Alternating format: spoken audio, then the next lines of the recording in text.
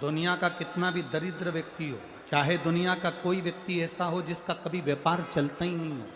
उसने 50 बार बदल के देख, फैक्ट्री चल ही नहीं रही, जिस काम को करने के लिए जाते हैं वो काम टल जाता है,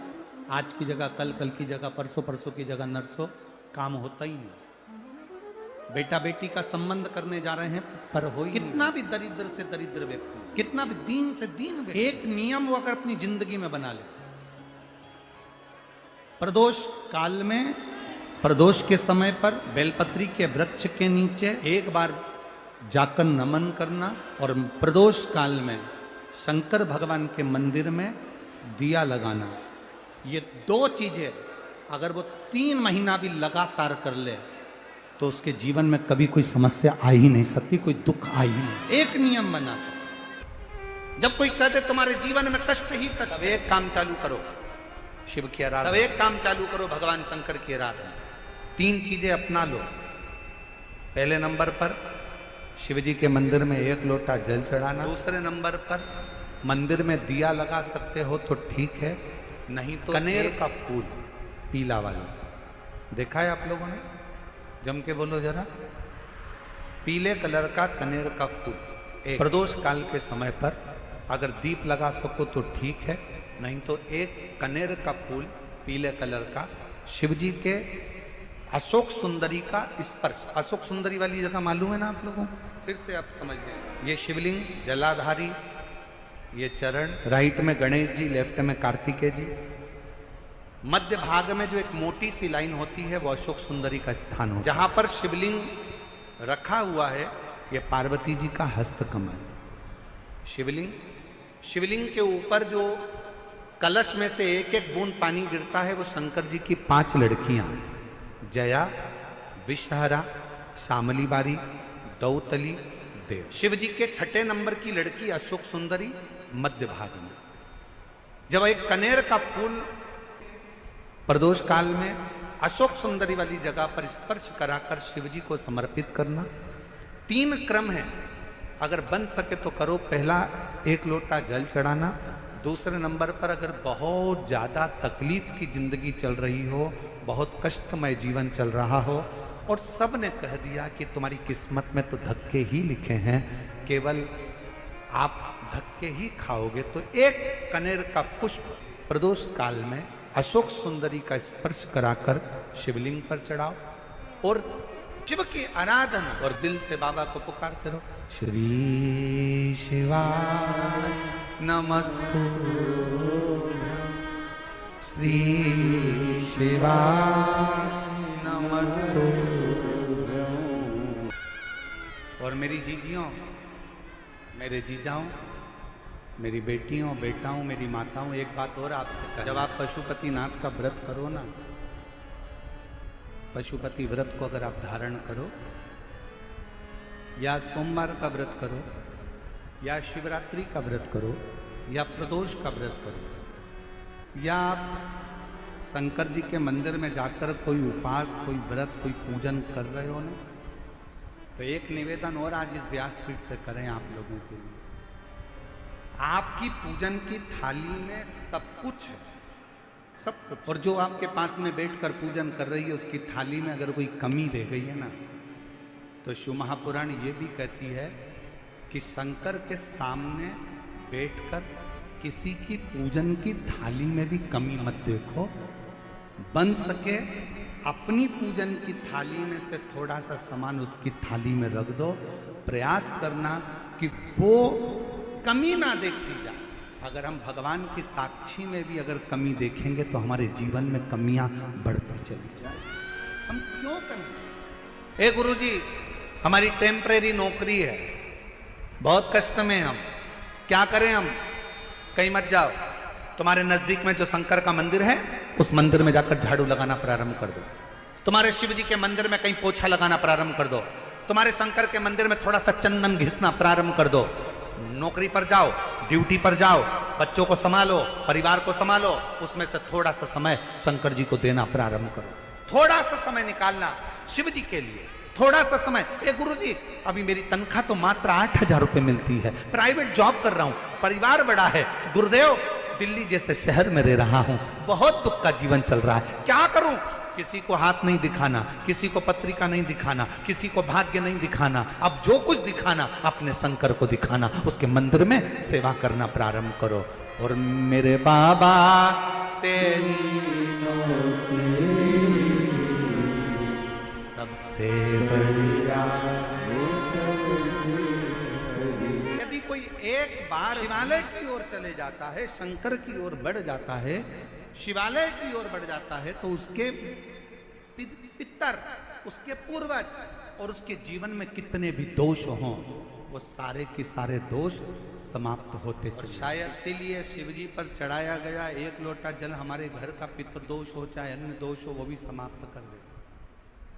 कितना सुंदर कहा है। जब जिंदगी बहुत संघर्ष में चल रही हो, बहुत दुख का जीवन चल रहा हो, बहुत कष्ट का जीवन चल रहा हो, बहुत कष्टमय जीवन चल रहा हो, तब शमी के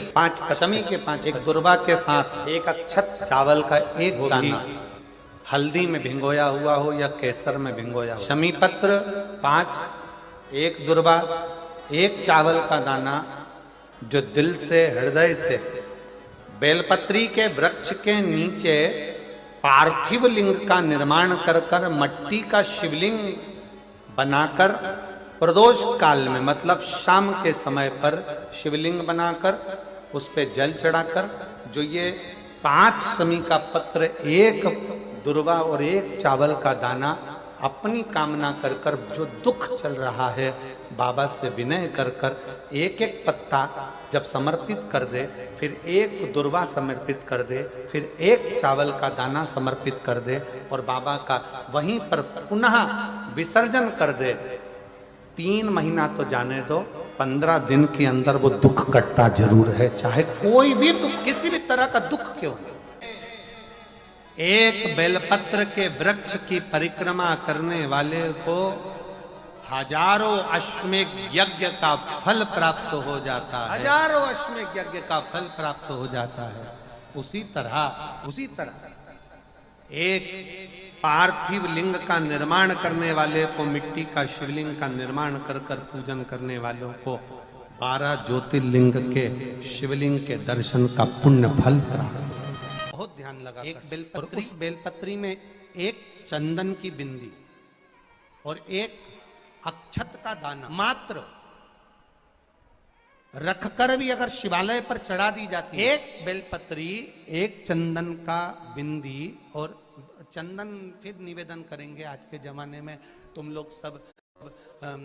घिसा घिसाया, पड़ा पड़ाया, डब्बी का सामान ले लेकर, वो नहीं, चंदन की मुठिया रखो, थोड़ा सा भी घिसो, जरा सा भी घिसो, उसकी एक बिंदी और एक चावल का दाना जब हम भगवान देवादिदेव महादेव को समर्पित करते हैं, अपनी कामना कर कर समर्पित करते हैं, तो निश्चितता है, महापुराण की कथा कहती है, शंकर भगवान उसका फल शीघ्र प्रदान कर देते हैं। भले आपने कुछ करा ना करा, उसका फल तुम्हें मिल जाता। में जाना, लोटा भरकर जल समर्पित करना, और कभी तुम्हारे जीवन में अगर तुमको लग रहा है कि मैं दुखों से पीछा छूट ही नहीं रहा, तब उस जगह पर बेलपत्री के मध्य भाग में पीला चंदन, ये जो पत्ती है और ये 2 पत्ती हैं, ये बड़ी पत्ती और ये बीच की जो 2 पत्ती हैं, इसके बीच में जो डंडी का भाग रहता है, जो बीच में डंडी का जो भाग है, बड़ी पत्ती और ये 2 छोटी पत्ती के मध्य में जो डंडी का भाग है, उस डंडी के भाग में पीला चंदन और एक अक्षत पीला, शंकर भगवान को आप अगर प्रदोष काल में समर्पित कर रहे हैं, तो ये निश्चित है कि धीरे धीरे कर कर वो दुख समाप्त होगा, वो दुख कटेगा ही। प्रगत वर्णन किया गया शंकर भगवान की आराधना में, शिव की आराधना में, जब तुम्हें लगता है कि तुम्हारा व्यापार नहीं चल रहा, कोई तुम्हें धोखा दे रहा है, लक्ष्मी नहीं आ रही, बहुत चिंता में पड़े हुए हो, बहुत टेंशन में जिंदगी चल रही है, बहुत बीमारियां तुमको घेर ली है और चारों तरफ अंधेरा ही अंधेरा नजर आ रहा है, तुमने विचार करा अब मैं तो मर जाऊं तो अच्छा, मैं सुसाइड कर लूं तो अच्छा, मैं मर जाऊं तो अच्छा, तो मरने से पहले एक काम कर कर देखना, शंकर भगवान की आराधना कर कर देखना, शिव पर एक लोटा जल चढ़ा कर देखना, और ज्यादा चिंता, ज्यादा टेंशन हो तो बेलपत्री के जड़ को घिसकर उसका चंदन बनाकर शंकर को लेपन कर कर उसकी भी आराधना कर कर देखना कि बेल चंदन का फल क्या। बेलपत्र एक बेल, ये कोई बेल पत्र, एक बेल, ये कोई साधारण एक बेल। नीचे की डंडी से लेकर ये दो पत्तियां जहां लगी हैं और दो पत्ती से लेकर ये बीच की जो पत्ती है उसमें जो गैप है, उसमें जो जगह है, दिख रही है आपको? ये दो पत्ती से लेकर बीच की पत्ती के बीच में जो जगह खाली रहती है, 33 कोटि देवी देवताओं विराजमान रहते हैं इस बीच की जगह में। जब शिव जी को चढ़ाया जाता है तब इस पत्ती के बीच की जगह शंकर के शिवलिंग पर रखा जाता है। तो शिव जी इतने प्रसन्न होते हैं कि मेरी स्तुति करने के लिए ये भक्त 33 कोटि देवताओं को लेकर आया है, मेरी स्तुति करने के लिए। लोग चावल लाए, लोग अंबारियां लाए, धन लाए, दौलत लाए, संपदा लाए, पर एक शंकर का भक्त ऐसा होता है जो एक बेलपत्री के रूप में 33 कोटि देवताओं को, 64 योगिनियों को, आदि शक्तियों को शंकर को समर्पित। श्री शिवाय नमस्तुभ्यम, श्री शिवाय नमस्तुभ्यम, हर हर महादेव। यह उपाय आप लोग जरूर करें। इस उपाय को करने से होगी हर मनोकामना पूरी, हर कष्ट रोग दूर। श्री शिवाय नमस्तुभ्यम, हर हर महादेव।